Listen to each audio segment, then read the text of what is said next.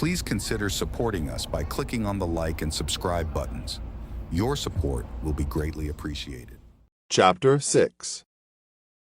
Colonialism as a System for Underdeveloping Africa. The black man certainly has to pay dear for carrying the white man's burden. George Padmore, West Indian, Pan-Africanist, 1936. In the colonial society, education is such that it serves the colonialist. In a regime of slavery, education was but one institution for forming slaves. Statement of Frelimo, Mozambique Liberation Front, Department of Education and Culture, 1968. The supposed benefits of colonialism to Africa. Socioeconomic services. Faced with the evidence of European exploitation of Africa, many bourgeois writers would concede at least partially that colonialism was a system which functioned well into the interests of the metropoles. However, they would then urge that another issue to be resolved is how much Europeans did for Africans, and that it is necessary to draw up a balance sheet of colonialism. On that balance sheet, they place both the credits and the debits, and quite often conclude that the good outweighed the bad. That particular conclusion can quite easily be challenged, but attention should also be drawn to the fact that the process of reasoning is itself misleading. The reasoning has some sentimental persuasiveness. It appeals to the common sentiment that, after all, there must be two skies to a thing. The argument suggests that, on the one hand, there was exploitation and oppression, but on the other hand, colonial governments did much for the benefit of Africans, and they developed Africa. It is our contention that this is completely false.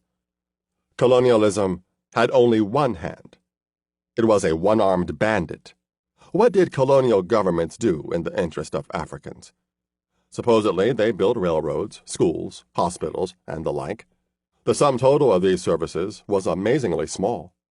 For the first 3 decades of colonialism, hardly anything was done that could remotely be termed a service to the African people.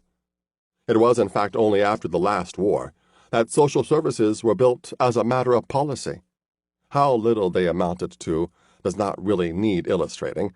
After all, the statistics which show that Africa today is underdeveloped are the statistics representing the state of affairs at the end of colonialism. For that matter, the figures at the end of the first decade of African independence in spheres such as health, housing, and education are often several times higher than the figures inherited by the newly independent governments. It would be an act of the most brazen fraud to weigh the paltry social amenities provided during the colonial epoch against the exploitation, and to arrive at the conclusion that the good outweighed the bad. Capitalism did bring social services to European workers. Firstly, as a byproduct of providing such services for the bourgeoisie and the middle class, and later as a deliberate act of policy. Nothing remotely comparable occurred in Africa. In 1934, long before the coming of the welfare state to Britain, expenditure for social services in the British Isles amounted to £6, 15 shillings per person. In Ghana, the figure was 7 shillings, 4 pence per person, and that was high by colonial standards. In Nigeria and Nyasaland, it was less than 1 shilling 9 pence per head. None of the other colonizing powers were doing any better, and some much worse. The Portuguese stand out because they boasted the most and did the least.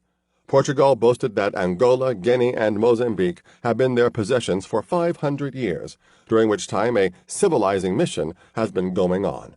At the end of 500 years of shouldering the white man's burden of civilizing African natives, the Portuguese had not managed to train a single African doctor in Mozambique, and the life expectancy in eastern Angola was less than 30 years. As for Guinea-Bissau, some insight into the situation there is provided by the admission of the Portuguese themselves that Guinea-Bissau was more neglected than Angola and Mozambique. Furthermore, the limited social services within Africa during colonial times were distributed in a manner that reflected the pattern of domination and exploitation. First of all, white settlers and expatriates wanted the standards of the bourgeoisie or professional classes of the metropoles. They were all the more determined to have luxuries in Africa because so many of them came from poverty in Europe and could not expect good services in their own homelands. In colonies like Algeria, Kenya, and South Africa, it is well known that whites created an infrastructure to afford themselves leisured and enjoyable lives. It means, therefore, that the total amenities provided in any of those colonies is no guide to what Africans got out of colonialism. In Algeria, the figure for infant mortality was 39 per 1,000 live births among white settlers, but it jumped to 170 per 1,000 live births in the case of Algerians living in the towns. In practical terms, that meant that the medical, maternity, and sanitation services were all geared towards the well-being of the settlers. Similarly, in South Africa, all social statistics have to be broken down into at least two groups, white and black, if they are to be interpreted correctly. In British East Africa, there were three groups. Firstly, the Europeans, who got the most. Then the Indians, who took most of what was left.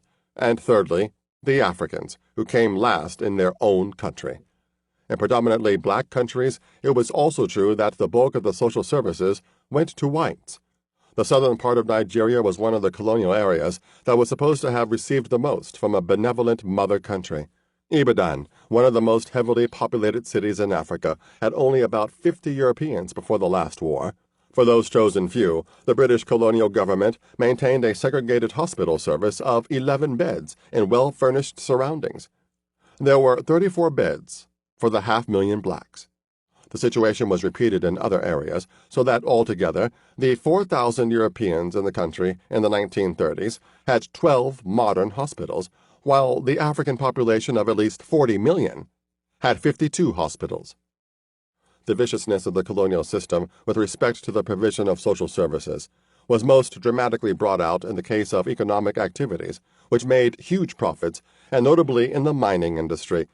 Mining takes serious toll on the health of workers, and it was only recently in the metropoles that miners have had access to the kind of medical and insurance services which could safeguard their lives and health. In colonial Africa, the exploitation of miners was entirely without responsibility. In 1930, scurvy and other epidemics broke out in the Lupa goldfields of Tanganyika. Hundreds of workers died. One should not wonder that they had no facilities which would have saved more lives, because in the first place they were not being paid enough to eat properly. South Africa's large working-class African population was in a sad state. The Tuberculosis Commission of 1912 reported that in the shanty towns, scarcely a single family exists in which at least one member is not suffering or dying from tuberculosis. Hospital services are so inadequate that incurable tuberculosis and other cases are simply sent home to die and spread the infection. In some areas, a single doctor has to attend to the needs of 40,000 people. The natives must pay for medical treatment. There is no provision for pauper patients. About 65% of the native children die before reaching 2 years. That was as early as 1912, when the basis of South African gold and diamond empire was already laid. After this, the shanty towns increased, the slum conditions grew worse, and the government committed itself to pursuing the odious policy of apartheid, which meant separation of the races so as better to exploit the African people. Many Africans trekked to towns because, bad as they were, they offered a little more than the countryside. Modern sanitation, electricity, piped water, paved roads, medical services, and schools were as foreign at the end of the colonial period as they were in the beginning, as far as most of rural Africa was concerned. Yet it was the countryside that grew the cash crops and provided the labor that kept the system going. The peasants there knew very little of the supposed credits on the colonial balance sheet. Because even the scanty social services were meant only to facilitate exploitation, they were not given to any Africans whose labor was not directly producing surplus for export to the metropoles. That is to say, none of the wealth of exploited Africans could be deployed for the assistance of their brothers outside the money economy. Multiple examples exist to substantiate that proposition. The most wealthy colonies received greater social services under colonialism. Thus, the Rand in South Africa and Katanga in Congo had to provide for their relatively large working class. For many years, they approached this whole matter indifferently, but in the final analysis, enlightened self-interest made the colonists realize that more could be gained out of the African worker who maintained basic health and who had some degree of literacy in industrial contexts. This was the same line of reasoning which had previously led the capitalist class in Europe to be somewhat freer in allowing part of the worker's production to go back to keeping the worker alive and well. In the cash crop-producing countries of Africa, a similar situation existed, whereby the tendency was for socio-economic services to decrease in colonies or areas which produced few goods to be shipped abroad. That accounts for the fact that Africans in Gold Coast, Uganda, and Nigeria could be considered as having been better off than those in Dahomey, Tanganyika, and Chad. Within individual countries, considerable regional variations existed, depending on the degree to which different parts of a country were integrated into the capitalist money economy. Thus, the northern part of Kenya, or the south of Sudan, had little to offer the colonialists, and such a zone was simply ignored by the colonizing power with regards to roads, schools, hospitals, and so on. Often at the level of the district of a given colony, there would be discrimination in providing social amenities, on the basis of contribution to exportable surplus. For instance, plantations and companies sought to build hospitals for their workers because some minimum maintenance of the workers' health was an economic investment. Usually, such a hospital was exclusively for workers of that particular capitalist concern, and those Africans living in the vicinity under subsistence conditions outside the money economy were ignored altogether. The Arusha Declaration powerfully and simply expressed one of the deepest truths of the colonial experience in Africa when it stated, "We have been oppressed a great deal, we have been exploited a great deal, and we have been disregarded a great deal." The combination of being oppressed, being exploited, and being disregarded is best illustrated by the pattern of the economic infrastructure of African colonies, notably their roads and railways. These had a clear geographical distribution according to the extent to which particular regions needed to be opened up to import-export activities. Where exports were not available, roads and railways had no place. The only slight exception is that certain roads and railways were built to move troops and make conquest and oppression easier. Means of communication were not constructed in the colonial period so that Africans could visit their friends. More important still, they were not laid down to facilitate internal trade in African commodities. There were no roads connecting different colonies and different parts of the same colony in a manner that made sense with regard to Africa's needs and development. All roads and railways led down to the sea. They were built to extract gold or manganese or coffee or cotton. They were built to make business possible for the timber companies, trading companies, and agricultural concession firms, and for white settlers. Any catering to African interests was purely coincidental. Yet, in Africa, labor, rather than capital, took the lion's share in getting things done. With the minimum investment of capital, the colonial powers could mobilize thousands upon thousands of workers. Salaries were paid to the police officers and officials. The labor came into existence because of the colonial laws, the threat of force, and the use of force. Take, for instance, the building of railways. In Europe and America, railway building required huge inputs of capital. Great wage bills were incurred during construction, and added bonus payments were made to workers to get the job done as quickly as possible. In most parts of Africa, the Europeans who wanted to see a railroad built offered lashes as the ordinary wage, and more lashes for extra effort. Reference was earlier made to the great cost in African life of the French Congo Railroad from Brazzaville to Pointe Noire. Most of the intolerable conditions are explained by the non-availability of capital in the form of equipment. Therefore, sheer manpower had to take the place of earth-moving machinery, cranes, and so on. A comparable situation was provided by the construction of the Embakasi Airport of Nairobi. Because it was built during the colonial era and with United States loans, it is customary to credit the imperialists for its existence. But it would be much more accurate to say that the people of Kenya built it with their own hands under European supervision. Embakasi, which initially covered 7 square miles and had 4 runways, was described as the world's first handmade international airport. Mau Mau suspects numbering several thousand were to be found there, laboring under armed guard at a 1,000,000-ton excavation job, filling in craters, laying 500,000 tons of stone with nothing but shovels, stone hammers, and their bare hands. The financial institutions of colonial Africa were even more scandalously neglectful of indigenous African interests than was the case with the European-oriented communication system. The banks did very little lending locally. In British East Africa, credit to Africans was specifically discouraged by the Credit to Natives Restriction Ordinance of 1931. Insurance companies catered almost exclusively to the interests of white settlers and capitalist firms. The policy of colonial reserves in the metropolitan currencies can also be cited as a service inimical to Africans. The currency boards and central banks which performed such services denied Africa access to its own funds created by exports. Instead, the colonial reserves in Britain, France, and Belgium represented African loans to and capital investment in Europe. It is necessary to re-evaluate the much glorified notion of European capital as having been invested in colonial Africa and Asia. The money available for investment in the capitalist system was itself the consequence of the previous robbery of workers and peasants in Europe and the world at large.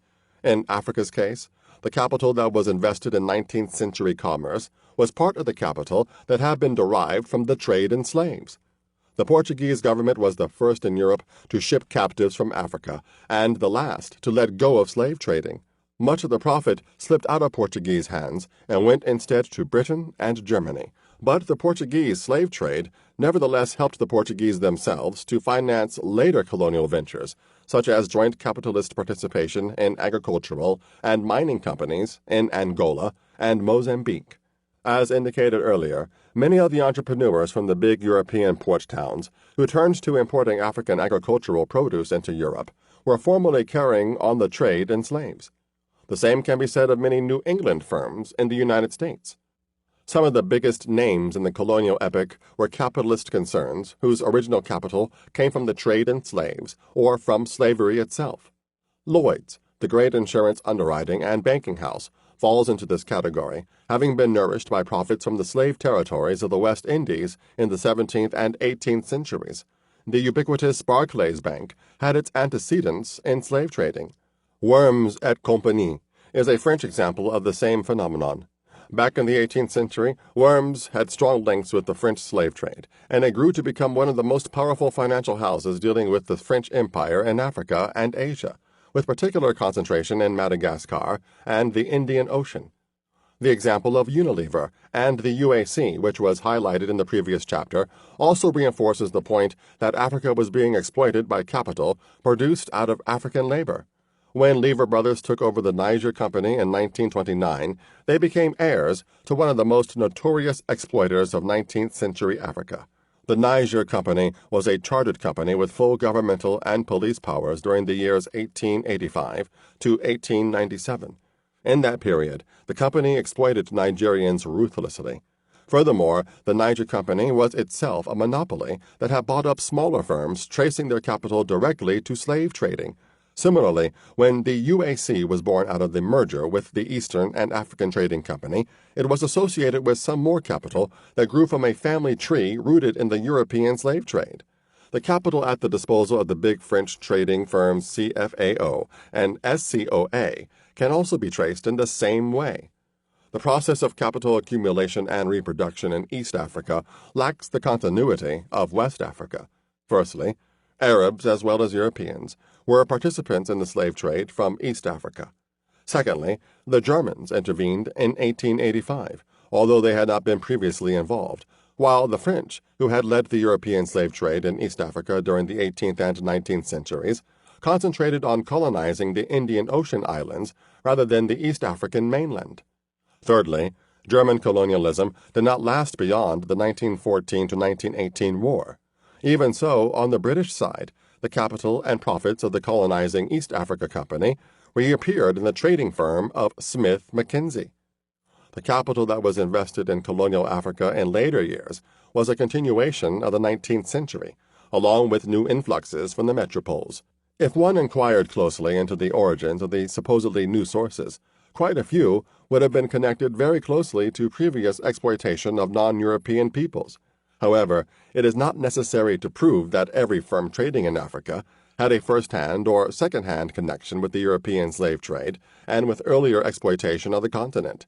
It is enough to remember that Europe's greatest source of primary capital accumulation was overseas, and that the profits from African ventures continually outran the capital invested in the colonies.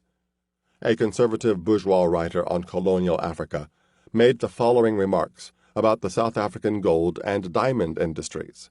Apart from the original capital subscribed in the diamond industry, all capital expenditure was provided for out of profits. The industry also yielded large profits to the international firms which dealt in diamonds.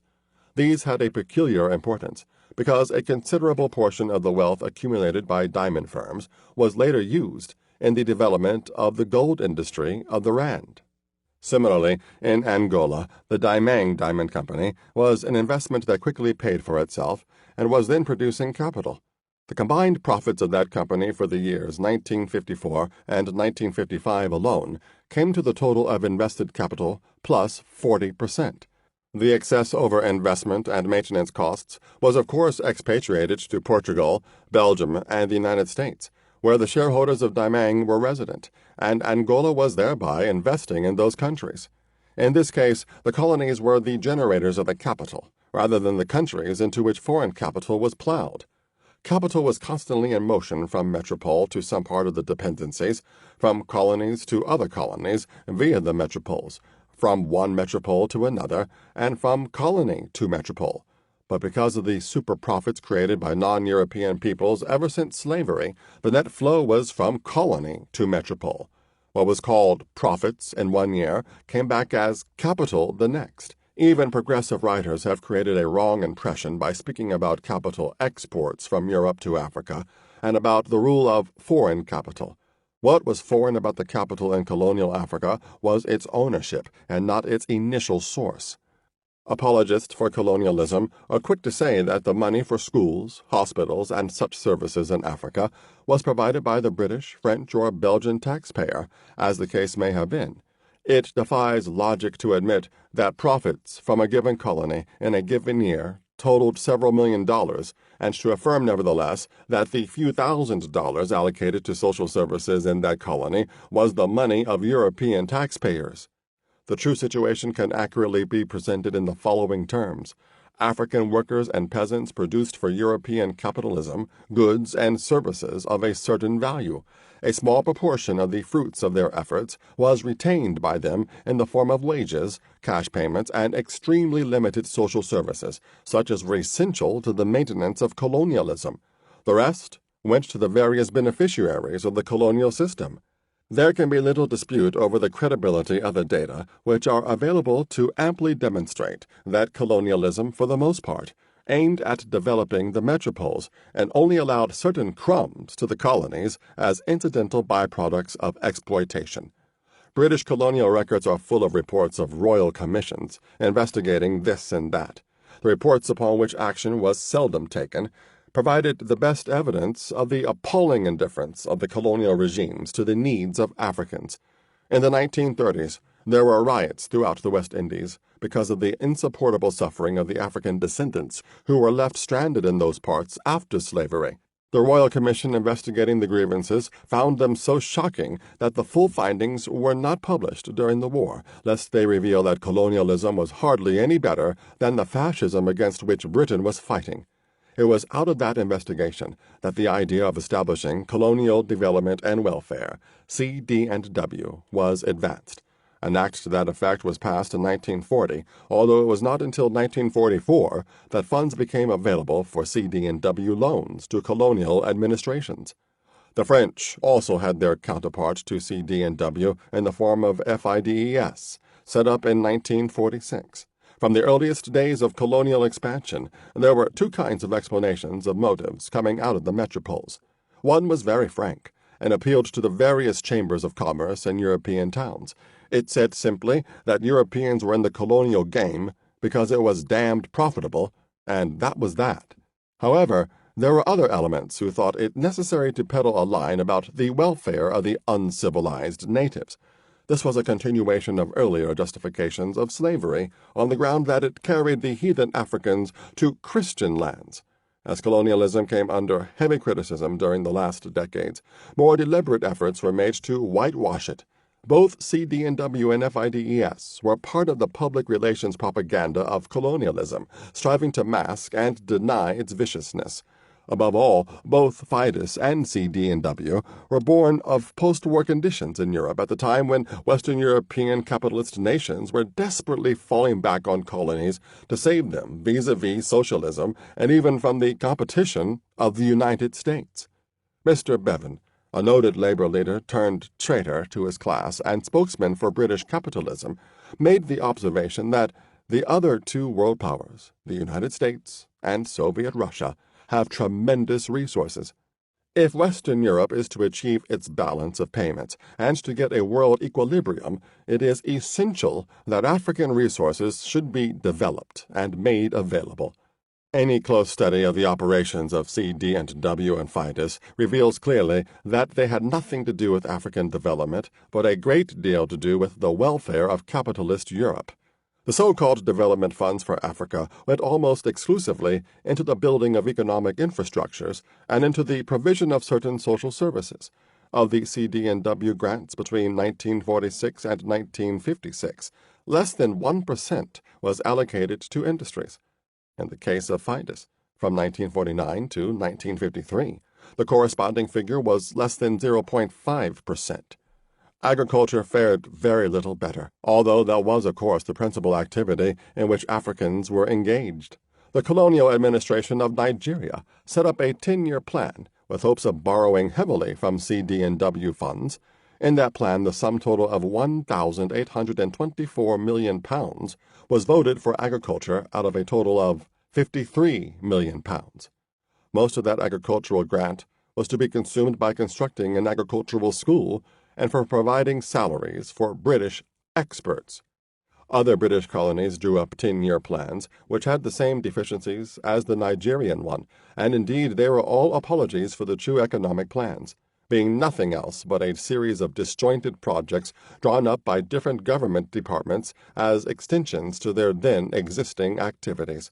Thus, the plans could not be expected to break any new ground, and they completely ignored developmental features such as stimulating internal and intra-African trade. The high proportion of the development funds went into the colonies in the form of loans for ports, railways, electric power plants, waterworks, engineering workshops, and warehouses, which were necessary for more efficient exploitation in the long run. In the short run, such construction works provided outlets for European steel, concrete, electrical machinery, and railroad rolling stock. 1/5 of FIDES funds were spent on prestigious public works in Dakar, which suited French industry and employed large numbers of expatriates. Even the schools built under FIDES funds were of unnecessary high cost per unit because they had to be of the requisite standard to provide job outlets for white expatriates. Incidentally, loans were timed in such a way that the money had to be spent on buying materials manufactured in the relevant metropole. The development funds were raised on the European money market by the governments concerned, and in effect, the national metropolitan governments were providing their own bankers and financiers with guaranteed profitable outlets for their capital. In 1956, the French government started a scheme which was a blatant form of promoting their own private capitalists while paying lip service to African development and welfare. The scheme involved the creation of an institution called SDOM, Financial Societies for the Development of Overseas Territories. SDOM was nothing but an association of private capitalists interested primarily in the oil of North Africa, with large government subventions to achieve their goals. There are many telltale signs which unmasked the CD&W hoax in the eyes of careful and concerned observers. The colonial secretary set up a council to help him in allocation of grants, and it was dominated by really powerful members of the British bourgeoisie, including directors of Barclays Bank. Since the CD&W funds were inadequate even for the hopeless 10-year plans of the colonies, the British government then encouraged the colonial administrations to borrow the rest of their finances on the open money market. That was another way of ensuring that African labor and resources dispatched surplus to greedy European money changers. Barclays Bank was one of the first to seize the opportunity of lending to colonial regimes to supplement the CD&W grants. That bank set up a special Overseas Development Corporation to assist Africa, the chairman of the bank assuring all that the development of the colonial empire and the well-being of its inhabitants is a matter that concerns every citizen of Britain. That was the language of public relations, which fitted in very well with the sordid hypocrisy practiced by white men ever since they started killing and enslaving in the name of civilization and Christianity. As part of the hypocrisy of colonialism, it became fashionable to speak of how Europe brought Africa into the 20th century. This assertion has implications in the socio-economic and political spheres, and it can be shown to be false, not in some, but in all respects. So often it is said that colonialism modernized Africa by introducing the dynamic features of capitalism, such as private property and land, private ownership of the other means of production, and money relations. Here it is essential to distinguish between capitalist elements and capitalism as a total social system. Colonialism introduced some elements of capitalism into Africa. In general terms, where communalism came into contact with the money economy, the latter imposed itself. Cash crop farming and wage labor led away from the extended family as the basis of production and distribution. One South African saying put forward that the white man has no kin. His kin is money. That is a profound revelation of the difference between capitalist and pre-capitalist societies, and when capitalism came into contact with the still largely communal African societies, it introduced money relations at the expense of kinship ties. However, colonialism did not transform Africa into a capitalist society comparable to the metropoles. Had it done that, one might have complained of the brutalities and inequalities of capitalism, but it could not then have been said that colonialism failed to advance Africa along the path of human historical development. Capitalism as a system within the metropoles or epicenters had two dominant classes. Firstly, the capitalists or bourgeoisie, who owned the factories and banks, the major means for producing and distributing wealth, and secondly, the workers or proletariat, who worked in the factories of the said bourgeoisie. Colonialism did not create a capital-owning and factory-owning class among Africans, or even inside Africa, nor did it create an urbanized proletariat of any significance, particularly outside South Africa. In other words, capitalism in the form of colonialism failed to perform in Africa the tasks which it had performed in Europe in changing social relations and liberating the forces of production. It is fairly obvious that capitalists do not set out to create other capitalists who would be rivals. On the contrary, the tendency of capitalism in Europe from the very beginning was one of competition, elimination, and monopoly. Therefore, when the imperialist stage was reached, the metropolitan capitalists had no intention of allowing rivals to arise in the dependencies. However, in spite of what the metropoles wanted, some local capitalists did emerge in Asia and Latin America. Africa is a significant exception in the sense that, compared with other colonized peoples, far fewer Africans had access even to the middle rungs of the bourgeois ladder in terms of capital for investment. Part of the explanation for the lack of African capitalists in Africa lies in the arrival of minority groups who had no local family ties which could stand in the way of the ruthless primary accumulation which capitalism requires. Lebanese, Syrian, Greek, and Indian businessmen rose from the ranks of petty traders to become minor and sometimes substantial capitalists. Names like Rea and Leventis were well known in West Africa, just as names like Madvani and Visram became well known as capitalists in East Africa. There were clashes between the middlemen and the European colonialists, but the latter much preferred to encourage the minorities rather than see Africans build themselves up. For instance, in West Africa, the businessmen from Sierra Leone were discouraged both in their own colony and in other British possessions where they chose to settle. In East Africa, there was hope among Ugandans in particular that they might acquire cotton gins and perform some capitalist functions connected with cotton growing and other activities. However, when in 1920 a development commission was appointed to promote commerce and industry, it favored firstly Europeans and then Indians. Africans were prohibited by legislation from owning gins. Taking Africa as a whole, the few African businessmen who were allowed to emerge were at the bottom of the ladder and cannot be considered as capitalists in the true sense. They did not own sufficient capital to invest in large-scale farming, trading, mining, or industry. They were dependent both on European-owned capital and on the local capital of minority groups. That European capitalism should have failed to create African capitalists is perhaps not so striking as its inability to create a working class and to diffuse industrial skills throughout Africa. By its very nature, colonialism was prejudiced against the establishment of industries in Africa outside of agriculture and the extractive spheres of mining and timber felling. Whenever internal forces seemed to push in the direction of African industrialization, they were deliberately blocked by the colonial governments acting on behalf of the metropolitan industrialists. Groundnut oil mills were set up in Senegal in 1927 and began exports to France. They were soon placed under restrictions because of protests of oil millers in France. Similarly, in Nigeria, the oil mills set up by Lebanese were discouraged. The oil was still sent to Europe as a raw material for industry, but European industrialists did not then welcome even the simple stage of processing groundnuts into oil on African soil. Many irrational contradictions arose throughout colonial Africa as a result of the non-industrialization policy. Sudanese and Ugandans grew cotton, but imported manufactured cotton goods. Ivory Coast grew cocoa, and imported tinned cocoa and chocolate. The tiny working class of colonial Africa covered jobs such as agricultural labor and domestic service. Most of it was unskilled, in contrast to the accumulating skills of capitalism proper. When it came to projects requiring technical expertise, Europeans did the supervision, standing around in their helmets and white shorts. Of course, in 1885, Africans did not have the technical know-how which had evolved in Europe during the 18th and 19th centuries. That difference was itself partly due to the kind of relations between Africa and Europe in the pre-colonial period. What is more significant, however, is the incredibly small number of Africans who were able to acquire modern skills during the colonial period. In a few places, such as South Africa and the Rhodesias, this was due to specific racial discrimination in employment, so as to keep the best jobs for whites.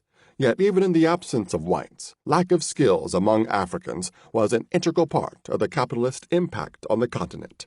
It has already been illustrated how the presence of industry in Europe fostered and multiplied scientific techniques. The reverse side of the coin was presented in Africa. No industry meant no generation of skills. Even in the mining industry, it was arranged that the most valuable labor should be done outside Africa. It is sometimes forgotten that it is labor which adds value to commodities through the transformation of natural products. For instance, although gem diamonds have a value far above their practical usefulness, the value is not simply a question of their being rare. Work had to be done to locate the diamonds. That is the skilled task of a geologist, and the geologists were, of course, Europeans. Work had to be done to dig the diamonds out, which involves mainly physical labor. Only in that phase were Africans from South Africa, Namibia, Angola, Tanganyika, and Sierra Leone brought into the picture. Subsequently, work had to be done in cutting and polishing the diamonds. A small portion of this was performed by whites in South Africa, and most of it by whites in Brussels and London. It was on the desk of the skilled cutter that the rough diamond became a gem and soared in value. No Africans were allowed to come near that kind of technique in the colonial period. Much of the dynamism of capitalism lay in the way that growth created more opportunities for further growth. Major industries had byproducts. They stimulated local raw material usage and expanded transport and the building industry, as was seen in the case of Unilever. In the words of the professional economists, those were the beneficial backward and forward linkages. Given that the industries using African raw materials were located outside Africa, then there could be no beneficial backward and forward linkages inside Africa. After the Second World War, Guinea began to export bauxite. In the hands of French and American capitalists, the bauxite became aluminum. In the metropoles, it went into the making of refractory material, electrical conductors, cigarette foil, kitchen utensils, glass, jewel bearings, abrasives, lightweight structures, and aircraft. Guinean bauxite stimulated European shipping and North American hydroelectric power. In Guinea, the colonial bauxite mining left holes in the ground. With regard to gold, The financial implications in Europe were enormous, and African gold played its part in the development of the monetary system and of industry and agriculture in the metropoles. But, like bauxite and other minerals, gold is an inexhaustible resource. Once it is taken out of a country's soil, that is an absolute loss that cannot be replaced. That simple fact is often obscured so long as production continues, as in South Africa, but it is dramatically brought to attention when the minerals have actually disappeared during the colonial epoch. For instance, in the south of Tanganyika, the British mined gold as fast as they could from 1933 onwards at a place called Chunya. By 1953, they had gobbled it all up and exported it abroad. By the end of the colonial period, Chunya was one of the most backward spots in the whole of Tanganyika, which was itself known as the poor Cinderella of East Africa. If that was modernization, and given the price paid in exploitation and oppression, then Africans would have been better off in the bush. Industrialization does not only mean factories. Agriculture itself has been industrialized in capitalist and socialist countries by the intensive application of scientific principles to irrigation, fertilizers, tools, crop selection, stock breeding. The most decisive failure of colonialism in Africa was its failure to change the technology of agricultural production. Most convincing evidence as to the superficiality of the talk about colonialism having modernized Africa is the fact that the vast majority of Africans went into colonialism with a hoe and came out with a hoe. Some capitalist plantations introduced agricultural machinery, and the odd tractor found its way into the hands of African farmers, but the hoe remained the overwhelmingly dominant agricultural implement. Capitalism could revolutionize agriculture in Europe, but it could not do the same for Africa. In some districts, capitalism brought about technological backwardness in agriculture.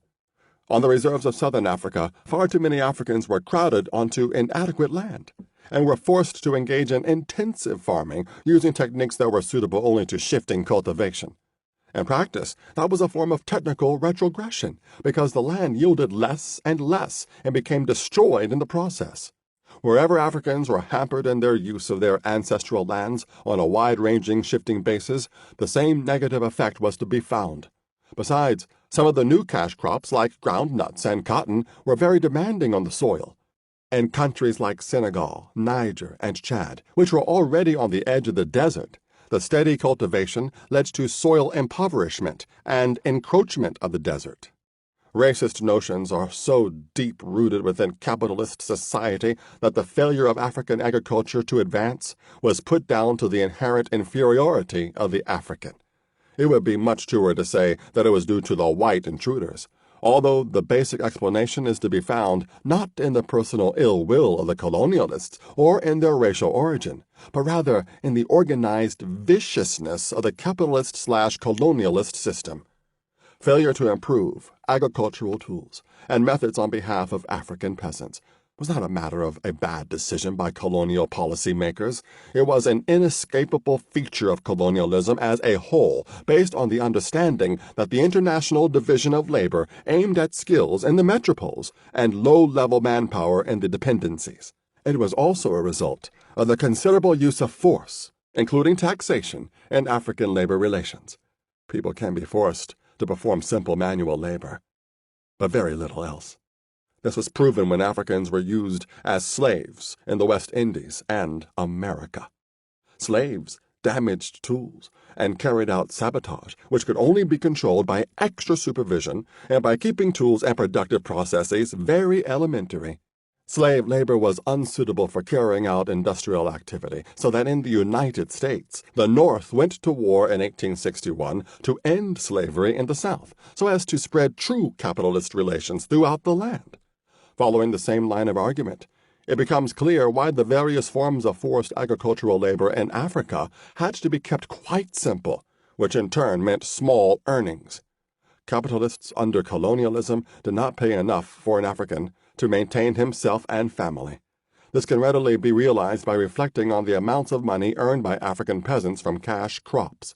The sale of produce by an African cash crop farmer rarely brought in £10 per year, and often it was less than half that amount. Out of that, a peasant had to pay for tools, seeds, and transport, and he had to repay the loan to the middleman before he could call the remainder his own. Peasants producing coffee and cocoa and collecting palm produce tended to earn more than those dealing with cotton and groundnuts, but even the ordinary Aquapim cocoa farmer or a Shaga coffee farmer never handled money in quantity sufficient to feed, clothe, and shelter his family. Instead, subsistence farming of yams or bananas continued as a supplement. That was how the peasant managed to eat, and the few shillings earned went to pay taxes and to buy the increasing number of things which could not be obtained without money in the middlemen's shops: salt, cloth, paraffin. If he was extremely lucky, he would have access to zinc sheets, bicycles, radios, and sewing machines, and would be able to pay school fees. It must be made quite clear that those in the last category were extremely few. One reason why the African peasant got so little for his agricultural crops was that his labor was unskilled. That was not the whole explanation, but it is true that a product such as cotton jumped in value during the time it went through the sophisticated processes of manufacture in Europe. Karl Marx, in clarifying how capitalists appropriated part of the surplus of each worker, used the example of cotton. He explained that the value of the manufactured cotton included the value of the labor that went into growing the raw cotton, plus part of the value of the labor that made the spindles, plus the labor that went into the actual manufacture. From an African viewpoint, the first conclusion to be drawn is that the peasant working on African soil was being exploited by the industrialist who used African raw material in Europe or America. Secondly, it is necessary to realize that the African contribution of unskilled labor was valued far less than the European contribution of skilled labor. It has been observed that 1 hour of work of a cotton peasant in Chad was equivalent to less than 1 centimeter of cotton cloth, and he needed to work 50 days to earn what was needed to buy 3 meters of the cloth made from his own cotton in France. Yet the French textile worker, using modern spindles, ran off 3 meters of cloth in a matter of minutes. Assuming that the Frenchman was not closer to God, who made the whole world in only 6 days and rested on the 7th, then there must be factors in the capitalist colonialist system which permitted the great disparity in the relative value of labor in Chad and France. In the first place, the Chad peasant was defrauded through trade, so that he sold cheap and bought dear, and therefore received a minute proportion of the value that he created with his labor. That was possible not because of mysterious market forces, as bourgeois economists would like us to believe, but because of political power being vested entirely in the hands of the colonialists. It was a consequence of monopolistic domination, both economically and politically. Secondly, the quantity of time spent by the Chad peasant was longer because colonialism did not permit him to acquire the tools to shorten the hours required to produce a given quantity of raw cotton. To a certain extent, it would have been in the interest of the colonial powers to have had better agricultural techniques in Africa, leading to increased volume and quality of production. All colonial regimes sponsored some scientific research into tropical agriculture. However, the research was almost entirely devoted to cash crops. It was limited in scope, and it was more easily adaptable by plantations than by African peasants who had no capital. The pitiable amount devoted to agricultural improvement in Africa during the colonial period contrasts sharply with the increasingly huge sums that were devoted to research in Europe over the same period, with enormous benefits to both industry and agriculture in the metropoles. Side by side with all the ill-founded claims about socio-economic modernization went the claims by colonial apologists that European rule brought political uplift and emancipation. One of the long-standing arguments in this connection is that Africa was in chaos in the 19th century, and that tribes like the Ngoni and the Yao and Samori's Sofas were killing left, right, and center. Consequently, Africa was saved by Livingston and Stanley. For the most part, such wild statements have no place in the works of the present generation of European scholars of Africa, since they are known to have no resemblance to reality. However, some writers still preach that the Bantu could be saved from the wasting struggles and from their general economic and technical backwardness only by the imposition of stable European government. Another supposed credit to the colonialists is that they developed nationalism in Africa. That is a superficial and mischievous claim, which entirely ignores the numerous states in Africa on the eve of colonization and the direction of their evolution. Nationalism is a certain form of unity which grows out of historical experience. It is a sense of oneness that emerges from social groups trying to control their environment and to defend their gains against competing groups. The nation-state also imposes order and maintains stability within its own boundaries, usually on behalf of a given class. All of those characteristics were present in 19th century African states, some of which were much larger than the colonies arbitrarily defined by Europeans. It is true that the present African nationalism took the particular form of adopting the boundaries carved by the imperialists. That was an inevitable consequence of the fact that struggle to regain African independence was conditioned by the administrative framework of the given colonies. But it would show crass ignorance of the African past to say that colonialism modernized Africa politically through nation-states, especially when the implication is that such a level of political organization and stability would otherwise have been impossible. One colonialist proposition that has at least an air of plausibility is that capitalism and colonial rule meant greater individual freedom for many Africans. Young men earning wages or individuals farming for cash became independent of the corporate demands of their families. It is debatable to what extent that was a worthwhile phenomenon, but it could be said to be somewhat comparable to the way in which capitalism freed the individual in Europe from the restrictions of feudal society and from such bonds as those imposed by morally self-righteous people. Nevertheless, when any given African did break from what were proving to be onerous extended family obligations, what freedom did he acquire? His choice of alternatives was narrowly dictated by the colonialists, and he was only free to participate in the money economy and in the European-oriented cultural sector at the very lowest and most uncreative levels. There is a more sympathetic school of historians of Africa who contend that to see colonialism as completely negative is to underrate the initiative of Africans. Africans, they say, moved boldly into the labor market, into cash crop farming, into commerce in some instances, into the educational field, and into the churches. Yet those were simply responses, albeit vigorous ones, to the options laid open by the colonialists. True historical initiative by a whole people or by individuals requires that they have the power to decide on the direction in which they want to move. That latter aspect had to await the decade of the 1960s. Within any social system, the oppressed find some room to maneuver through their own. For instance, under the slave regime of America and the West Indies, Africans found ways and means of gaining small advantages. They would flatter and con the slave masters who were so arrogant and bigoted that they were readily fooled. Similarly, under colonialism, many Africans played the game to secure what they could. Africans in positions like interpreters, police, and court officials often had their way over the ruling Europeans. However, that should not be mistaken for power, or political participation, or the exercise of individual freedom. Under slavery, power lay in the hands of the slave masters.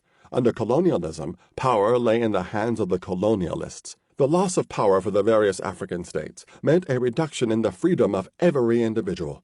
Colonialism was a negation of freedom from the viewpoint of the colonized. Even in quantitative terms, it could not possibly bring modern political liberation to Africans comparable to the little that had been achieved by capitalism as an improvement of feudalism. In its political aspects, capitalism in the metropoles included constitutions, parliaments, freedom of the press. All of those things were limited in their application to the European working class, but they had existed in some form or fashion in the metropoles ever since the American War of Independence and the French Revolution. But Jules Ferry, a former French colonial minister, explained that the French Revolution was not fought on behalf of the blacks of Africa. Bourgeois liberty, equality, and fraternity was not for colonial subjects. Africans had to make to do with bayonets, riot acts, and gunboats. Please consider supporting us by clicking on the like and subscribe buttons. Your support will be greatly appreciated.